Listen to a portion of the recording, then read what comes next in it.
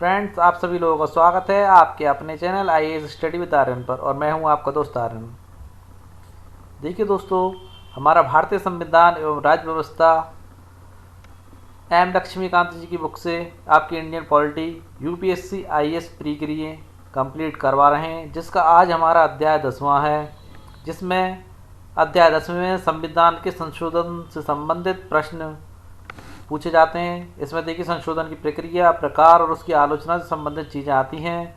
सारा प्रश्न पत्र आपका जो मैंने तैयार किया है वीडियो, वो वैकल्पिक प्रश्नों का है, क्योंकि दोस्तों यूपीएससी आईएएस प्री का प्रश्न पत्र वैकल्पिक प्रकार का आता है, यानी कि ऑब्जेक्टिव प्रकार का आता है। तो दोस्तों, संविधान को अच्छे से पढ़ें और अच्छे से अपनी तैयारी करें। यह चैनल हमारा हिंदी माध्यम के यूपीएससी के स्टूडेंटों को तैयारी कराने के लिए बनाया गया है। यहाँ से आपको यूपीएससी का पूरा कंटेंट अवेलेबल करवाया जाएगा, जिससे आप अपनी पूरी तैयारी सुदृढ़ यानी कि मजबूत तरीके से कर सकें। दोस्तों, एम लक्ष्मीकांत जी की किताब में से आप लोगों को इंडियन पॉलिटी कंप्लीट करवाई जाएगी यूपीएससी आईएएस प्री के लिए। ओके दोस्तों, तो चैनल को जल्दी से जल्दी लाइक कर दीजिए दोस्तों, ज़्यादा से ज़्यादा लाइक करें, ज़्यादा से ज़्यादा शेयर करें और अपने दोस्तों को इसका लिंक भेजें। ओके दोस्तों, आगे बढ़ते हैं अपने आज के प्रश्नों की ओर। देखिए दोस्तों, आज का हमारा पहला प्रश्न है कि संसद को संविधान संशोधन की शक्ति किस भाग एवं अनुच्छेद के तहत दी गई है। यानी कि संसद को संविधान संशोधन की जो शक्ति दी गई है वो किस भाग एवं अनुच्छेद के तहत दी गई है।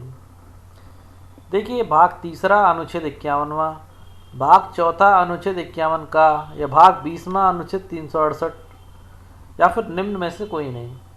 तो ऑप्शन के अकॉर्डिंग आपका ऑप्शन 3 सही है, यानी कि भाग 20वां अनुच्छेद 368। देखिए दोस्तों, संविधान के भाग 20वें के अनुच्छेद 368 में संसद को संविधान एवं इसकी व्यवस्था में संशोधन की शक्ति प्रदान की गई है। ओके दोस्तों, आगे देखिए दोस्तों, आप लोगों को अगला प्रश्न बताते हैं। देखिए, उच्चतम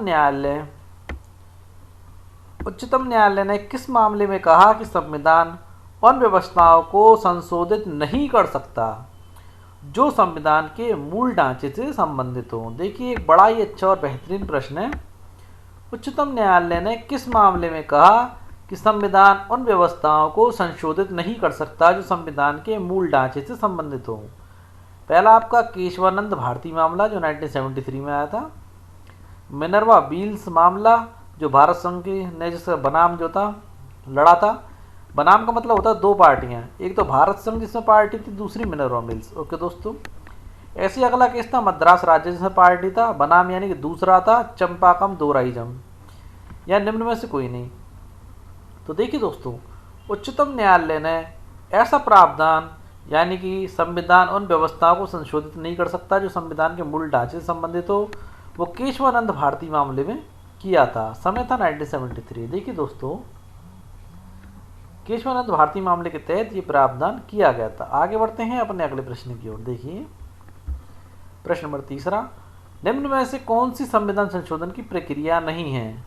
प्रक्रिया नहीं है पूछ रहा है, संविधान संशोधन की कौन सी प्रक्रिया नहीं है। देखिए, पहला प्रश्न, संविधान के संशोधन का आरंभ संसद के किसी सदन में संशोधन संबंधी प्रयोजन के लिए विधेयक पूर्व स्थापित करके ही किया जा सकेगा और राज्य विधानमंडल में नहीं। यानी कि संसद के किसी सदन में प्रयोजन संबंधी विधेयक ला करके ही इसको किया जा सकता है, ना कि विधानमंडल में। ओके दोस्तों, आगे देखिए, विधेयक को किसी मंत्री या गैर सरकारी सदस्य द्वारा प्रस्तापित किया जा सकता है। इसके लिए राष्ट्रपति की पूर्व स्वीकृति आवश्यक नहीं है। यानी कि इन्होंने कहा कि संविधान संशोधन के लिए अगर कोई इस प्रक्रिया को अपनाता है तो उसके लिए राष्ट्रपति की पूर्व स्वीकृति आवश्यक नहीं है। यानी बिना राष्ट्रपति की स्वीकृति के भी ये संविधान संशोधन किया जा सकता है। दूसरा था, दोनों सदनों में विशेष बहुमत से पारित कराना अनिवार्य है। यानी कि संसद का जो अधिनियम या जो भी बनाया जाएगा उसे संसद के दोनों सदनों में विशेष बहुमत से कानून बनाने के लिए विशेष बहुमत से पास कराना अनिवार्य है। ये पॉइंट भी आपका फैक्ट का है जो कि सही है। आगे देखिए, प्रत्येक सदन में विधेयक को अलग अलग पारित कराना अनिवार्य है। दोस्तों, जब संविधान बना रहे हैं तो ये कंपलसरी रूप से होता है कि आपको दोनों सदनों में से पास कराना पड़ेगा। दोनों सदनों के बीच असहमति होने पर दोनों सदनों की संयुक्त बैठक में विधेयक को पारित कराने का प्रावधान नहीं है। देखिए अगर दोनों ही सदनों में उस पर असहमति बन जाती है तो दोनों सदनों की संयुक्त बैठक में विधेयक को पारित कराने का प्रावधान नहीं है।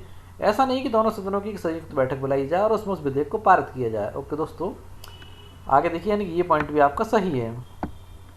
देखिए संसद के दोनों सदनों में पारित होने एवं राज्य विधानमंडलों की स्थिति के बाद जहां आवश्यक हो फिर राष्ट्रपति के पास सहमति के लिए भेजा जाना जरूरी नहीं है। देखिए ये पॉइंट आपका गलत है।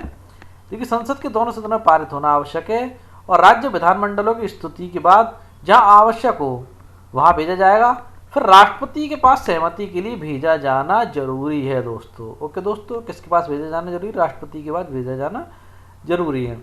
तो देखिए प्रश्न के अकॉर्डिंग आपका पॉइंट नंबर 5 में गलत है। आगे बढ़ते हैं अपने अगले प्रश्न की ओर। देखिए प्रश्न नंबर 4, निम्न में से संविधान संशोधन का तरीका नहीं है।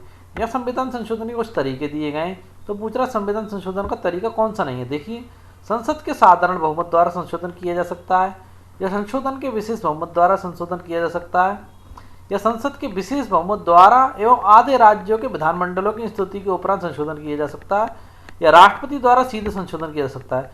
देखिए दोस्तों राष्ट्रपति द्वारा सीधे संशोधन तो किया ही नहीं जा सकता, राष्ट्रपति तो लास्ट में उस पर हस्ताक्षर करते हैं, यानी कि आपका ये पॉइंट गलत है।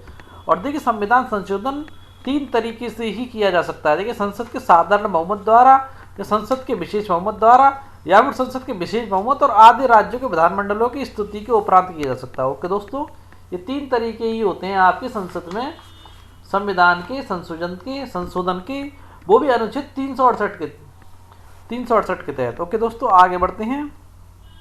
यहाँ देखिए प्रश्न बड़ा महत्वपूर्ण प्रश्न है। मैंने 3 तरीके बताया आपको संविधान संशोधन के, तो कौन से तरीके हैं वो 368 के तहत आते हैं। देखिए प्रश्न क्या कहता है आपका, निम्न में से किस प्रकार का संशोधन अनुच्छेद 368 के अंतर्गत नहीं आता।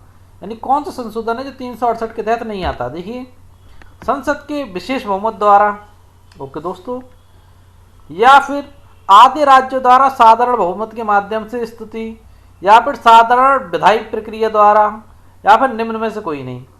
तो दोस्तों जो आपका पहला और दूसरा है यह अनुच्छेद 368 के तहत संविधान संशोधन की प्रक्रिया के अंतर्गत आता है, परंतु साधारण विधायी प्रक्रिया द्वारा जो संशोधन किया जाता है यह आपका अनुच्छेद 368 के तहत नहीं आता है। ओके दोस्तों, अच्छे से लिख लेना इसको। आगे बढ़ते प्रश्न नंबर 6, संसद के विशेष बहुमत द्वारा किस प्रकार का संविधान संशोधन नहीं किया जा सकता। यानी कि संशोधन का जो विशेष बहुमत है बहुत सारे संविधान संशोधन कर सकता है, मगर कौन सा नहीं कर सकता है इन विकल्पों में से। देखिए पहला, नए राज्यों का प्रवेश या गठन, या मूल अधिकारों में संशोधन करने का अधिकार, या राज्य की नीति के निर्देशक तत्वों का, या फिर वो सारे उपबंध जो प्रथम एवं तृतीय श्रेणियों से संबंध नहीं है। कौन कौन से वो सारे उपबंध जो प्रथम एवं द्वितीय श्रेणियों से संबंध नहीं है। तो देखिए दोस्तों आपका नए राज्यों के प्रवेश या उनका गठन है, इस प्रकार का संशोधन आपका संसद के विशेष बहुमत द्वारा नहीं किया जा सकता है दोस्तों।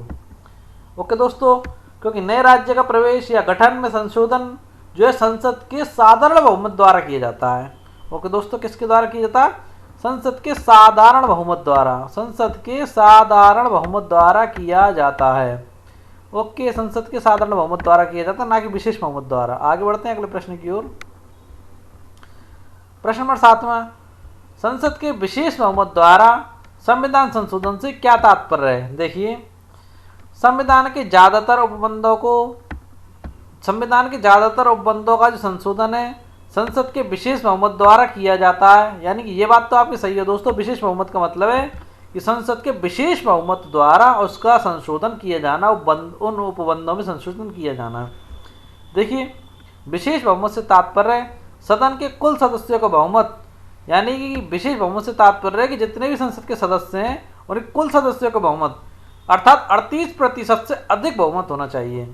या देखिए, या प्रत्येक सदन के उपस्थित और मतदान के सदस्यों के 2/3 का बहुमत होना आवश्यक है दोस्तों। ओके दोस्तों, और देखिए कुल सदस्यता अभिव्यक्ति का अर्थ सदन के सदस्यों की कुल संख्या से, फिर चाहे इसमें रिक्तियां हो या फिर अनुपस्थितियां हो, चाहे वो पद खाली हो उस जगह पर या फिर अनुपस्थित रहने वाले सदस्य हों। ओके दोस्तों, तो देखिए इस प्रकार यहाँ पर उपरोक्त कथनों में से कौन सा कथन सत्य है, तो आपके उपरोक्त सभी कथन सत्य हैं। आगे बढ़ते हैं। देखिए दोस्तों संसद के साधारण बहुमत द्वारा निम्न में से किस प्रकार का संविधान संशोधन नहीं किया जा सकता। यानी कि संसद के साधारण बहुमत द्वारा निम्न में से किस प्रकार का संविधान संशोधन नहीं किया जा सकता। देखिए प्रश्न नंबर 8वां, छठी अनुसूची में जनजातीय क्षेत्रों का प्रशासन से संबंधित। तो दोस्तों साधारण बहुमत द्वारा ये संविधान संशोधन किया जा सकता है। देखिए 5वीं अनुसूची या अनुसूचित क्षेत्रों एवं अनुसूचित जनजातियों का प्रशासन, ये भी किया जा सकता है दोस्तों संसद के साधारण बहुमत द्वारा। देखिए राजभाषा का प्रयोग, नागरिकता की प्राप्ति एवं समाप्ति, ये भी आपके संसद के साधारण बहुमत द्वारा संविधान संशोधन किया जा सकता है। अगला देखिए संसद में प्रक्रिया नियम, अंग्रेजी भाषा का प्रयोग, संसद एवं राज्य विधानमंडल के निर्वाचन का जो संविधान संशोधन है वो भी साधारण बहुमत द्वारा किया जा सकता है। अब देखिए राष्ट्रपति का निर्वाचन एवं इसकी प्रक्रिया। देखिए पॉइंट नंबर 5वां आपका संसद के साधारण बहुमत द्वारा संविधान संशोधन नहीं किया जा सकता इस संदर्भ में, क्योंकि देखिए राष्ट्रपति का निर्वाचन एवं इसकी प्रक्रिया ये संसद के विशेष बहुमत और राज्य की स्वीकृति द्वारा ही संभव है। किसके द्वारा दोस्तों? संसद के विशेष बहुमत और राज्यों की स्वीकृति द्वारा ही ऐसा प्रावधान, ऐसा संशोधन संभव है। आगे बढ़ते हैं, अगला प्रश्न देखते हैं। देखिए संसद के विशेष बहुमत एवं राज्यों की स्वीकृति द्वारा निम्न में से कौन सा संविधान संशोधन नहीं किया जा सकता। नहीं पूछ रहा है, यानी संसद के विशेष बहुमत और राज्य की स्वीकृति द्वारा कौन सा नहीं किया जा सकता। पहला, केंद्र एवं राज्य कार्यकारिणी की शक्तियों का विस्तार, ये कार्य किया जा सकता है या नहीं किया जा सकता। तो दोस्तों संसद के विशेष बहुमत और राज्य की स्वीकृति द्वारा केंद्र और राज्य की कार्यकारिणियों की शक्तियों का विस्तार किया जा सकता है। आगे देखते हैं, उच्चतम न्यायालय एवं उच्च न्यायालय के संदर्भ में भी संसद की विशेष बहुमत और राज्य की स्वीकृति द्वारा संशोधन किया जा सकता है। ओके दोस्तों, आगे देखते हैं दूसरी अनुसूची, जिसमें राष्ट्रपति, राज्यपाल, लोकसभा अध्यक्ष, न्यायाधीश आदि के लिए प्रलब्धियां, भले ही विशेष अधिकार हों आदि के विषय में संशोधन आपके संसद के विशेष बहुमत या राज्यों की स्वीकृति द्वारा किया जा सकता है क्या। तो दोस्तों यहाँ पर आपका उत्तर ये ही गलत है, यानी तीसरा जो है वो आपके संसद के विशेष बहुमत और राज्य की स्वीकृति द्वारा नहीं किया जा सकता दोस्तों, क्योंकि यह कार्य तो आपके संसद के साधारण बहुमत से ही संभव है। किससे ही संभव है?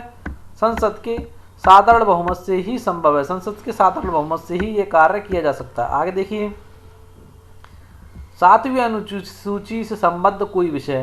तो देखिए दोस्तों 7वीं अनुसूची से संबंधित कोई विषय होगा तो उसे विशेष बहुमत और राज्य की स्वीकृति द्वारा संविधान संशोधन किया जा सकता है। ओके दोस्तों, 5वां बिंदु, संसद में राज्यों का प्रतिनिधित्व, केंद्र और राज्य के बीच विधायी शक्तियों का विभाजन, ये भी संसद के विशेष बहुमत और राज्य की स्वीकृति द्वारा किया जा सकता है। अगला प्रश्न देखते हैं अपना आज का। देखिए दोस्तों प्रश्न नंबर 10वां, संविधान का संशोधन करने की संसद की शक्ति और इसके लिए प्रक्रिया किस अनुच्छेद के तहत आती है या आता है।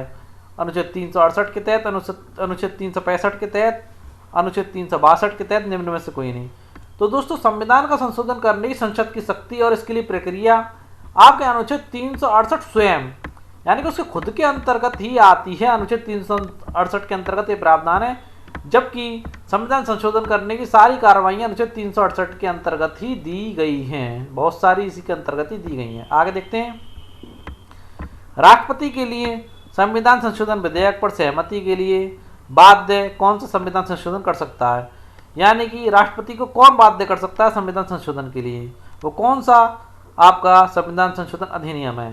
तो प्रश्न नंबर 11 का उत्तर आप लोग देखिए, 42वां संविधान संशोधन अधिनियम या 24वां संविधान संशोधन अधिनियम, 44वां संविधान संशोधन अधिनियम, निम्न में से कोई नहीं। तो आप लोगों को बता देता हूं दोस्तों, 24वां संविधान संशोधन अधिनियम जो आपको 1971 में हुआ था, यह आपको राष्ट्रपति सहमति के लिए, उनको सहमति देने के लिए बाध्य कर सकता है। ओके दोस्तों, इस प्रकार हमारे आज के इस छोटे से टॉपिक या छोटे से चैप्टर संविधान का संशोधन के जितने महत्वपूर्ण प्रश्न बनते थे हमने आप लोगों को बता दिए हैं दोस्तों, और सारे अच्छे दर्जे के प्रश्न लिए जो IAS प्री के पेपर में आने की जिनकी पूरी संभावना रहती है दोस्तों। तो हमारी आज की वीडियो आप लोगों को कैसे लगी कमेंट बॉक्स में जरूर बताएं दोस्तों, और दोस्तों चैनल को सब्सक्राइब करना बिल्कुल ना भूलें दोस्तों।